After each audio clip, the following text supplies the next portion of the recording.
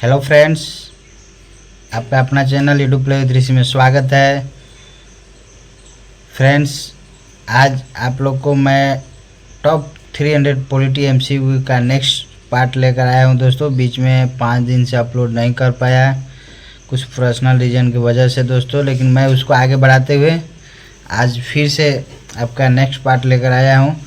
Last class में हमने 191 तक करा दिया था क्वेश्चन नंबर, आज 192 से कराऊंगा दोस्तों। चलिए दोस्तों, बिना देर किए हुए शुरू करते हैं। और दोस्तों, ये जो वीडियो है आपका टॉप 300 पॉलिटी एमसीक्यू का बहुत हेल्पफुल होगा किसी भी वनडे एग्ज़ाम के लिए। आप पूरा पार्ट देखिए दोस्तों, और ये 300 नहीं, ये 3000 के बराबर है।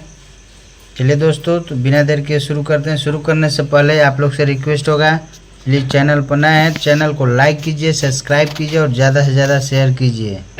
चलिए तो शुरू करते हैं। आज का पहला क्वेश्चन, फर्स्ट क्वेश्चन है 192। क्या कर रहा है देखिए, कह रहा है भारत में न्यायिक पुनरीक्षण की संकल्पना किस देश के संविधान से ली गई है। दोस्तों देखिए, ये मैं पिछले भी लेक्चर में बता दिया हूँ कि जो जुडिशियल रिव्यू है वह किस देश से लिया गया है, तो संयुक्त राज्य अमेरिका से लिया गया है। दोस्तों आंसर क्या आ जाएगा, बी। न्यायिक पुनरीक्षण जो है संयुक्त राज्य अमेरिका के संविधान से लिया गया है। ठीक है, तो अमेरिका से ही उच्चतम न्यायालय की शक्ति और अधिकार भी लिया गया है। उच्चतम न्यायालय की शक्ति और अधिकार कहाँ से लिया गया है, अमेरिका से ही लिया गया है। ठीक है, उपराष्ट्र और क्या क्या लिया गया है अमेरिका से, उपराष्ट्रपति का पद लिया गया है, मौलिक अधिकार, वित्तीय आपातकाल, ये सब जो है अमेरिका से लिया गया है। कानून का शासन, संसदीय प्रणाली, प्रशासनिक ढांचा का प्रावधान, ये जो है ग्रेट ब्रिटेन यानी इंग्लैंड से लिया गया है। मौलिक कर्तव्य रूस से लिया गया है। मौलिक कर्तव्य जो 42वां संविधान संशोधन द्वारा जोड़ा गया था। ऑस्ट्रेलिया से प्रस्तावना की भाषा लिया गया है। ठीक है, इसका आंसर क्या आ जाएगा, बी ऑप्शन। चलिए नेक्स्ट क्वेश्चन देखते हैं, क्वेश्चन नंबर 193। निम्नलिखित में किसका उल्लेख नीति निर्देशक तत्व के रूप में नहीं हुआ है। निम्नलिखित में से किसका उल्लेख नीति निर्देशक तत्व के रूप में नहीं हुआ है। दोस्तों की कार्यपालिका से न्यायपालिका का पृथक्करण किस अनुच्छेद में है, अनुच्छेद 50, याद रखिएगा। अनुच्छेद 50 में जो है न्यायपालिका का कार्यपालिका से क्या है, पृथक्करण है। राष्ट्रीय स्मारकों का संरक्षण, ये भी है। ठीक है, भारत की संप्रभुता और अखंडता की रक्षा, यह जो है दोस्तों आपका राज्य के नीति निर्देशक तत्व में नहीं है। तो आंसर क्या हो जाएगा, पर्यावरण का संरक्षण, अनुच्छेद 48, ये भी है, तो सी आंसर हो जाएगा। ठीक है, यानी भारत की संप्रभुता और अखंडता की रक्षा का उल्लेख नीति निर्देशक तत्व में नहीं है। नीति निर्देशक तत्व जो है संविधान के भाग 4 अनुच्छेद 36 से 51 तक है। ठीक है, और कहाँ से लिया गया था नीति निर्देशक तत्व, आयरलैंड के संविधान से लिया गया है। और जो भाग 4 को हम लोग क्या बोलते हैं, सामाजिक आर्थिक दर्शन कहा जाता है। ठीक है, भाग 4 को सामाजिक आर्थिक दर्शन कहा जाता है। और भाग 4 जो है न्यायालय में वाद नहीं लाया जा सकता है। ठीक ना, क्लियर है। चलिए तो नेक्स्ट क्वेश्चन 194 नंबर करा, भारत के राष्ट्रपति के चुनाव में निम्नलिखित में किसका विधान नहीं है। राष्ट्रपति के चुनाव में किसका विधान नहीं है, सभी मतों का समान मूल्य, गुप्त मतदान, एकल संक्रमणीय मत, अनुपातिक प्रतिनिधित्व पद्धति। तो देखिए दोस्तों, जो राष्ट्रपति का चुनाव होता है सबसे पहले उसमें कौन कौन भाग लेते हैं, तो राष्ट्रपति के चुनाव में लोकसभा और राज्यसभा के सभी निर्वाचित सदस्य और राज्य विधानसभा के भी सभी निर्वाचित सदस्य होते हैं। ठीक है, और दिल्ली, पुदुचेरी, जम्मू कश्मीर में भी विधानसभा का जो है केंद्र शासित प्रदेश है, उसका भी भाग लेते हैं। राष्ट्रपति की चयन की प्रक्रिया जो है, निर्वाचन की प्रक्रिया का उल्लेख इसमें है, अनुच्छेद 55 में है। जो राष्ट्रपति का चुनाव जो होता है कैसे होता है, तो राष्ट्रपति का चुनाव जो होता है एकल संक्रमणीय मत पद्धति द्वारा होता है और गुप्त मतदान द्वारा। ठीक है, इसमें क्या आंसर हो जाएगा, सभी मतों का समान मूल्य, यही आंसर हो जाएगा। ये जो है राष्ट्रपति के विधान चुनाव में विधान नहीं है, हर मत का अलग अलग वैल्यू होता है। ठीक है, चलिए नेक्स्ट क्वेश्चन देखते हैं 195 नंबर का। द्वैध शासन का प्रावधान किस एक्ट के तहत किया गया है? द्वैध शासन का जो प्रावधान है किस एक्ट के तहत किया गया है दोस्तों? तो देखिए द्वैध शासन जो है आपका 1919 का जो है भारत शासन अधिनियम जो आया था उसी के तहत जो है प्रांतों में द्वैध शासन लागू हुआ था। 1919 के जो भारत शासन अधिनियम है उसको मॉन्टेग्यू चेम्सफोर्ड सुधार के नाम से भी जाना जाता है। ठीक है, तो द्वैध शासन प्रांतों में पूछेगा तो 1919 के भारत शासन अधिनियम। कब खत्म किया गया प्रांतों में द्वैध शासन? तो 1935 के भारत शासन अधिनियम। और 1935 के भारत शासन अधिनियम के द्वारा प्रांतों में द्वैध शासन खत्म करके केंद्र में द्वैध शासन लागू किया गया था। क्लियर है? तो आंसर क्या हो जाएगा? 1919 के भारत शासन अधिनियम जो है प्रांतों में द्वैध शासन का प्रावधान किया गया था। सी आंसर हो जाएगा। अब देखो 1909 के क्या है भारत शासन अधिनियम जो है 1909 में पृथक निर्वाचन पद्धति जो है वो अपनाया गया था। किसके द्वारा? मार्ले मिंटो सुधार अधिनियम इसको बोलते हैं। ठीक है, 1909 के एक्ट द्वारा। अब चलिए नेक्स्ट क्वेश्चन देखते हैं 196 नंबर। संविधान सभा ने संविधान का निर्माण कब पूर्ण किया? संविधान सभा ने संविधान का निर्माण कब पूर्ण किया था दोस्तों? तो हमारा जो संविधान सभा का गठन जो हुआ था 9 दिसंबर 1946 को हुआ था, जिसका प्रथम बैठक माने हुआ था। उसकी अध्यक्षता किसने किया था? अस्थायी अध्यक्ष बनाया गया था डॉक्टर सच्चिदानंद सिन्हा को। पहला संविधान सभा का बैठक 9 दिसंबर 1946 को हुआ।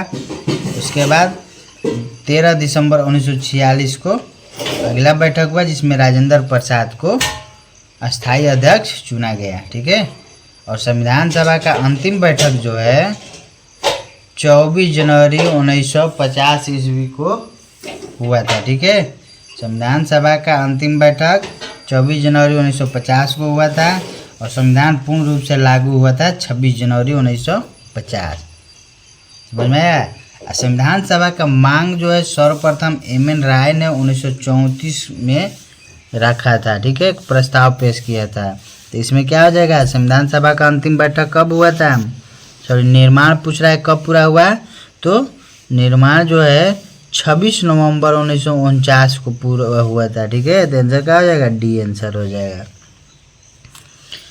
चलिए 30 जनवरी 1948 क्या था? गांधी जी का मृत्यु हुआ था इस दिन। 15 अगस्त 1947 को हमारा देश आज़ाद हुआ था। और 26 जनवरी 1950 को क्या हुआ था? हमारा संविधान जो है लागू हुआ था। 26 नवंबर 1949 को संविधान बन के तैयार हो गया था और इसको आत्मर्पित किया गया था। ठीक है, अधिनियमित किया गया था किस दिन? 26 नवंबर 1949 को। चलिए नेक्स्ट क्वेश्चन देखते हैं 197 नंबर। करे पंचायतों को सुपुर्द विषय की सूची है। पंचायत को सुपुर्द विषय किसका है? तो देखिए दोस्तों, हमारे संविधान में टोटल, मूल संविधान में टोटल कितना अनुसूची था? 8 अनुसूची था। ठीक है, कितना अनुसूची? 8 अनुसूची। अभी वर्तमान में कहेगा टोटल कितना अनुसूची है? तो 12 अनुसूची है। तो मूल संविधान में 8 अनुसूची था, वर्तमान में 12 अनुसूचियाँ है। तो देखिए, तो पहला अनुसूची जो है 9वां अनुसूची जो जोड़ा गया पहला संविधान संशोधन द्वारा 1951 में। ठीक है, इसके बाद 10वां अनुसूची दल बदल अधिनियम के द्वारा जोड़ा गया था। कौन सा संशोधन में? 52वां संविधान संशोधन द्वारा। उसके बाद 11वीं अनुसूची जोड़ा गया 73वें संविधान संशोधन द्वारा, जिसमें पंचायती राज व्यवस्था के बारे में बताया गया है। टोटल 29 विषय है। ठीक है, उसके बाद 74वां संविधान संशोधन द्वारा 12वीं अनुसूची जोड़ा गया जिसमें 18 विषय है और यह नगर निकाय से संबंधित है। और 7वीं अनुसूची में केंद्र और राज्यों के बीच शक्तियों का विभाजन है। क्लियर? तो क्या हो जाएगा? तो पंचायती विषय किस में है? तो 11वीं अनुसूची में। तो आंसर हो जाएगा ए ऑप्शन। चलिए नेक्स्ट क्वेश्चन देखते हैं। क्वेश्चन नंबर 198 क्या कह रहे हैं? कह रहे भारत का सॉलिसिटर जनरल होता है। भारत का सॉलिसिटर जनरल होता है क्या? एक प्रशासनिक अधिकारी, एक न्यायिक सलाहकार, प्रधानमंत्री का सलाहकार, राष्ट्रपति को सलाह देने के लिए एक कानूनी अधिकारी। तो देखिए सॉलिसिटर जनरल जो होता है क्या होता है, एक न्यायिक सलाहकार होता है। आंसर क्या आ जाएगा, बी ऑप्शन। सॉलिसिटर जनरल क्या होता है, एक न्यायिक सलाहकार होता है। भारत का जो महान्यायवादी है अटॉर्नी जनरल, वह अनुच्छेद 76 में गठित किया गया है। ठीक है, अनुच्छेद 76 में प्रावधान है क्या है कि भारत का एक महान्यायवादी होना चाहिए। भारत के महान्यायवादी का नियुक्ति कौन करते हैं, राष्ट्रपति करते हैं। ठीक है, महान्यायवादी जो है उनको उसके पास इतना पावर है कि वह किसी भी सदन के बैठक में भाग ले सकते हैं, बोल सकते हैं, लेकिन मत बराबर होने पर वह अपना मतदान नहीं कर सकते हैं। ठीक है, तो महान्यायवादी भारत सरकार का सबसे बड़ा विधिक सलाहकार होता है। ठीक है, महान्यायवादी जो होता है भारत का सबसे बड़ा विधिक सलाहकार होता है भारत सरकार का, और सॉलिसिटर जनरल जो है एक न्यायिक सलाहकार होता है। क्लियर। चलिए नेक्स्ट क्वेश्चन देखते हैं। 199 नंबर क्या करे, वित्त आयोग की नियुक्ति कौन करता है। तो देखिए दोस्तों, वित्त आयोग की जो नियुक्ति होता है, वित्त आयोग का गठन जो है अनुच्छेद 280 में प्रावधान है। ठीक है, हर 5 वर्ष पर गठित किया जाता है। वित्त आयोग का गठन राष्ट्रपति करते हैं। वित्त आयोग की नियुक्ति कौन करते हैं, राष्ट्रपति करते हैं हर 5 वर्ष पर। किस अनुच्छेद के तहत, अनुच्छेद 280 के तहत। अभी वर्तमान में 15वें वित्त आयोग है जिसका अध्यक्ष कौन है, एन.के. सिंह। 14वें वित्त आयोग का अध्यक्ष वाई.बी. रेड्डी। ठीक है, जो 14वां वित्त आयोग था अध्यक्ष जो थे वाई.बी. रेड्डी, उन्होंने 32% के स्थान पर 42% राजस्व राज्यों का हिस्सा निर्धारित किया था। राज्यों का राजस्व का हिस्सा कितना निर्धारित किए थे, 42% किए थे। ठीक है, तो वित्त आयोग की नियुक्ति कौन करते हैं, भारत के राष्ट्रपति करते हैं। तो आंसर क्या हो जाएगा, ए। चलिए नेक्स्ट क्वेश्चन देखते हैं। 200 नंबर क्वेश्चन देखने का भाषाई आधार पर कौन सा राज्य सर्वप्रथम बना है। दोस्तों देखिए, तो भाषाई आधार पर पहला राज्य जो है आंध्र प्रदेश है। ठीक है, भाषाई आधार पर पहला राज्य जो है आंध्र प्रदेश है। धर आयोग और जेबीपी समिति ने जो है भाषा के आधार पर अलग अलग राज्यों के जो मांग था उसको खारिज कर दिया था। धर आयोग भी किससे संबंधित है, राज्यों के पुनर्गठन से। जेबीपी जवाहरलाल नेहरू, वल्लभ भाई पटेल, पटाभी सीतारामैया, ये जो है 3 लोगों की समिति थी, उसको जेबीपी समिति बोला जाता है। और धर आयोग, ये दोनों जो आयोग है, समिति है, राज्यों का पुनर्गठन भाषा के आधार पर हो, इस बात को उन्होंने क्या किया था, खारिज कर दिया था। लेकिन आंध्र प्रदेश जो है अपना जो एक तेलुगु भाषी क्षेत्र था और 56 दिनों तक आमरण अनशन किए थे, तब जाके 15 दिसंबर 1952 को रामलू की क्या हो गया था, मृत्यु हो गया था। रामलू जो है 56 दिनों तक अनशन किए थे कि भाषाई आधार पर आंध्र प्रदेश का अलग बनाया जाए। तब जाके 1 अक्टूबर 1953 को भाषा के आधार पर आंध्र प्रदेश जो है पहला गठन हुआ था। ठीक है, आंध्र प्रदेश जो है पहला राज्य के रूप में गठित हुआ था। और 2 जून 2014 को आंध्र प्रदेश से अलग होकर तेलंगाना राज्य बना था। ठीक है, आंसर क्या हो जाएगा, भाषा के आधार पर गठित होने वाला आंध्र प्रदेश। चलिए नेक्स्ट क्वेश्चन देखते हैं। 201 नंबर देखिए, 201 नंबर क्वेश्चन क्या करें, भारत में 25वां राज्य कौन सा बना। भारत में 25वां राज्य कौन सा बना है दोस्तों, तो 25वां राज्य जो है गोवा बना था। ठीक है, सिक्किम कौन सा राज्य बना था, सिक्किम जो था आपका भारत का 22वां राज्य बना था। ठीक है, गोवा कब बना था, भारत का 25वां राज्य 30 मई 1987 को। उससे पहले क्या था, पुर्तगाल का अधीन था। आज़ादी के बाद भी पुर्तगालियों का अधीन ही था गोवा, लेकिन 30 मई 1987 को गोवा जो है भारत का 25वां राज्य के रूप में अस्तित्व में आया। गोवा को 1961 ईस्वी में पुर्तगाल से मुक्त करा दिया गया था। ठीक है, 1961 में ही पुर्तगाल से मुक्त करा दिया गया, लेकिन भारत का 25वां राज्य के रूप में अस्तित्व में आया कब, 1987 में। और सिक्किम जो है 1975 में 22वां राज्य बना था। और अरुणाचल प्रदेश जो है मिजोरम जो है 23वां राज्य के रूप में अस्तित्व में आया था 1987 में ही। अरुणाचल प्रदेश जो है 24वां राज्य के रूप में आया था, याद रखिएगा। अरुणाचल प्रदेश 24वां राज्य, मिजोरम 23वां राज्य, गोवा 25वां राज्य और सिक्किम जो है आपका 22वां राज्य के रूप में बना था। ठीक है, चलिए नेक्स्ट क्वेश्चन। भारतीय संविधान में मौलिक कर्तव्यों को सम्मिलित किया गया था। भारतीय संविधान में मौलिक कर्तव्यों को सम्मिलित किया गया था। तो दोस्तों 42वां संविधान संशोधन जो है, जिसको हम लोग मिनी कॉन्स्टिट्यूशन के नाम से जाने जाते हैं, लघु संविधान के नाम से जाना जाता है। तो 42वां संविधान संशोधन जो है 1976 में किया गया था। उसी के तहत स्वर्ण सिंह समिति के सिफारिश पे मौलिक कर्तव्यों को शामिल किया गया था। जब यह जो है मौलिक कर्तव्य मूल संविधान में नहीं था, इसको 42वां संविधान संशोधन द्वारा स्वर्ण सिंह समिति के सिफारिश पर जोड़ा गया।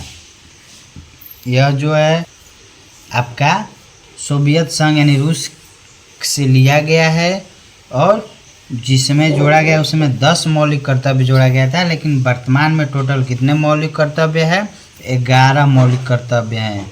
जो 11वां मौलिक कर्तव्य जो है शिक्षा के अधिकार से रिलेटेड है, जो 86वां संविधान संशोधन 2002 में जोड़ा गया था। तो मौलिक कर्तव्य कब जोड़ा गया था? 42वें संविधान संशोधन द्वारा। आंसर क्या हो जाएगा? B correct. कोई व्यक्ति भारतीय नागरिक नहीं होगा यदि वह कोई व्यक्ति भारतीय नागरिक नहीं होगा कब? विदेशों में 5 वर्ष से अधिक रह रहा हो, विदेशी न्यायालय द्वारा दंडित किया गया हो, स्वेच्छा से दूसरे देश की नागरिकता ग्रहण कर चुका हो, दूसरे देश में रोजगार स्वीकार कर चुका हो। तो दोस्तों देखिए, अगर भारत की जो नागरिकता संबंधी उल्लेख है हमारे संविधान के भाग 2 में अनुच्छेद 5 से 11 तक है। ठीक है, तो भारत में एकल नागरिकता का प्रावधान है जो कहाँ से लिया गया है? ग्रेट ब्रिटेन से लिया गया है। अगर कोई व्यक्ति किसी अदर देश का स्वेच्छा से अगर नागरिकता ग्रहण कर लेता है तो भारत की नागरिकता उसका स्वतः ही समाप्त हो जाता है। ठीक है, और नागरिकता संबंधी जो भी कानून बनाने का प्रावधान है वह किसके पास है? संसद के पास है। किस अनुच्छेद के तहत? अनुच्छेद 11 के तहत, याद रखिएगा। और अभी जो नागरिकता अधिनियम 1955 जो है संसद में पारित किया गया था, उसी में संशोधन 2019 में किया गया था। तो क्या हो जाएगा इसमें आंसर? सी आंसर हो जाएगा। क्या? स्वेच्छा से अगर किसी दूसरे देश की नागरिकता ग्रहण कर लेता है तो भारत की नागरिकता स्वतः ही क्या होता है? समाप्त हो जाता है। क्लियर है? चलिए नेक्स्ट क्वेश्चन 204 नंबर देखते हैं। करें नागरिक समता का आशय है क्या? तो देखिए दोस्तों, नागरिक समता का आशय मतलब क्या? कानून के समक्ष समानता। क्या है? कानून के समक्ष समानता। तो आंसर क्या हो जाएगा? ए ऑप्शन हो जाएगा। नागरिक समता का मतलब कानून के समक्ष समानता। यह जो है भारतीय संविधान में जो है पहला मौलिक अधिकार जो है किसमें अनुच्छेद में? अनुच्छेद 14 से 18 तक वर्णित है। ठीक है, अनुच्छेद 14 में जो है क्या है? कानून के समक्ष समानता का अधिकार। अनुच्छेद 16 में क्या है? अवसर की समानता। अनुच्छेद 16 में क्या है? अवसर की समानता। अनुच्छेद 17 में क्या है? अस्पृश्यता का अंत है। ठीक है, छुआछूत का अंत है। तो समता का मतलब क्या होता है? कानून के समक्ष समानता। क्लियर? चलिए दोस्तों, आज यहीं तक रखते हैं, फिर मिलते हैं नेक्स्ट वीडियो में। और आप लोग से रिक्वेस्ट होगा, प्लीज़ चैनल पर नए हैं चैनल को लाइक कीजिए, सब्सक्राइब कीजिए और ज़्यादा से ज़्यादा शेयर कीजिए। धन्यवाद।